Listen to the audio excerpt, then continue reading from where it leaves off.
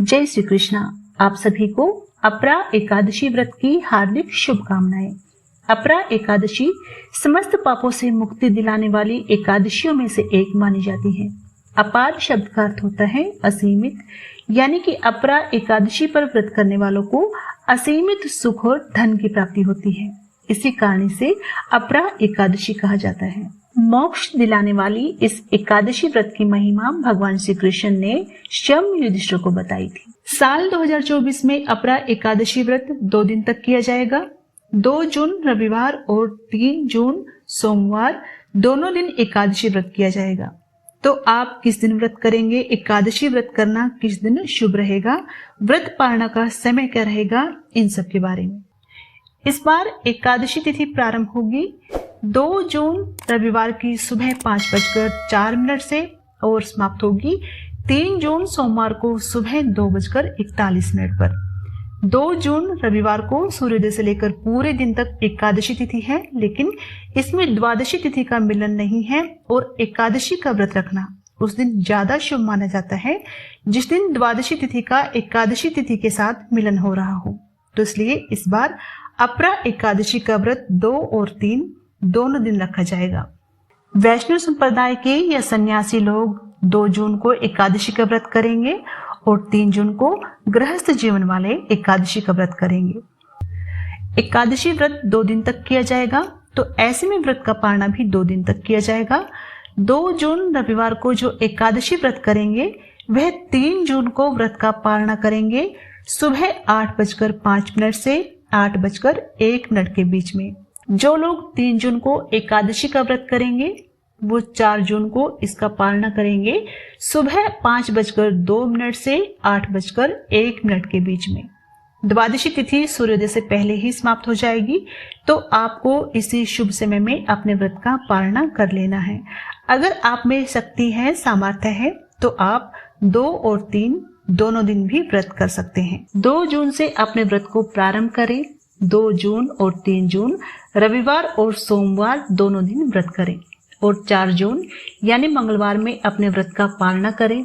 2 जून रविवार को सूर्योदय का समय रहेगा सुबह 5:02 से और सूर्यास्त शाम 7:01 तक।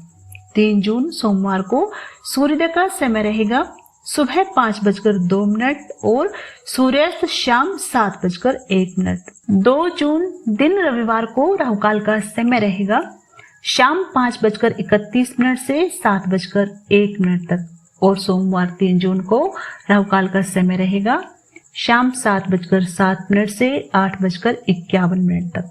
राहुकाल के समय का विशेष ध्यान रखना चाहिए क्योंकि इसे अशुभ समय में गिना जाता है और उस समय में कोई भी शुभ काम नहीं किया जाता, कोई भी पूजा पाठ नहीं की जाती, क्योंकि ऐसा माना जाता है इस समय में जो भी पूजा पाठ या दान कोई भी शुभ काम करे उसका शुभ फल हमें प्राप्त नहीं होता, बल्कि वह फल राहु केतु को चला जाता है। तो इस समय का आप विशेष ध्यान रखें। एकादशी के नियम एक दिन पहले यानी दशमी तिथि से ही प्रारंभ हो जाते हैं। इस दिन सुबह जल्दी उठकर स्नान करना चाहिए। तुलसी जी को जल स्नान पूजा अर्चना करनी चाहिए, क्योंकि एकादशी के दिन तुलसी को छूना और स्नान कराना दोष माना गया है।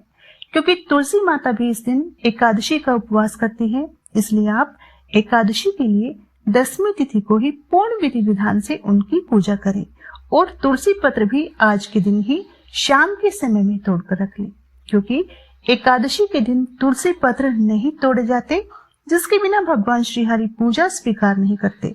इसलिए एकादशी तिथि लगने से पहले पहले आप तुलसी पत्र तोड़कर रख लें और अगले दिन श्री हरि को इनका अर्पण करें।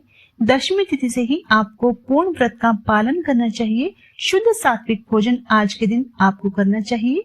भोजन में आज के दिन लहसुन प्याज का सेवन ना हो।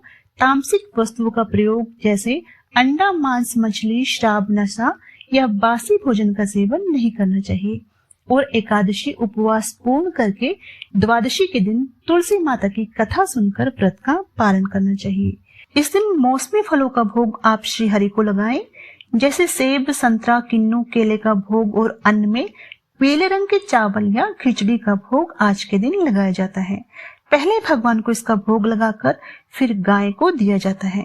और फिर शम इसी पीले रंग के चावल या खिचड़ी से व्रत का पालन करें। इन सब बातों का ध्यान रखते हुए आप एकादशी व्रत का पालन करें। इसकी कथा के अनुसार प्राचीन काल में महिध्वज नामक एक राजा था। राजा का छोटा भाई वज्रध्वज उससे बहुत ईर्ष्या करता था। एक दिन उसने राजा की हत्या कर दी और उसके शव को ले जाकर एक जंगल में एक पीपल के नीचे गाड़ दिया। अकाल मृत्यु होने के कारण राजा की आत्मा प्रेत बनकर पीपल पर रहने लगी। वहां से जो भी व्यक्ति निकलता था, आत्मा उसको बहुत परेशान करती थी। एक दिन एक तपस्वी वहां से निकल रहे थे तो आत्मा उनका कुछ बिगाड़ न सकी। इन्होंने पीपल के पेड़ से राजा की प्रेत आत्मा को नीचे उतारा और परलोक विद्या का उपदेश दिया। राजा को प्रेत योनि से मुक्ति दिलाने के लिए ऋषि ने शम अपरा एकादशी का व्रत रखा था और द्वादशी के दिन व्रत पूरा होने पर अपने व्रत का सारा पुण्य प्रेत को दे दिया था। एकादशी व्रत का पुण्य प्राप्त करके राजा प्रेत योनि से मुक्त हो गया और उसको स्वर्ग की प्राप्ति हुई थी। तो अगर आपको ये जानकारी अच्छी लगी हो तो वीडियो को लाइक करने के बाद कमेंट बॉक्स में जय श्री कृष्णा लिखना ना भूलें।